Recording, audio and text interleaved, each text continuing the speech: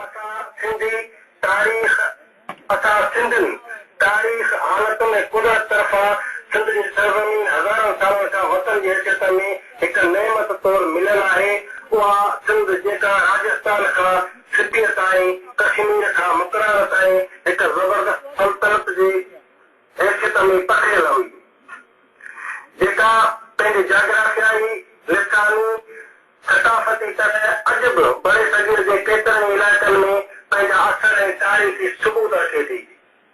अॼु लाहौर सिरे थर ऐं काठे जे तमामु विशाल वजूद जी मालिक आहे, जंहिंजी टोपी अजरक ॿोली तारीख़ गवाही ॾेई रहिया आहिनि त हीअ क़ौम ही वतन कॾहिं बि ख़तमु नाहे थियो।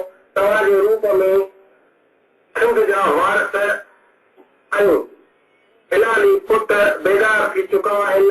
सिंध जा ही सरफरोश ऐं फिक्र जीवन पैद जा अणमोट घोट मैदान अमन में पंहिंजा कदम अॻिते वधाईंदा रहंदा।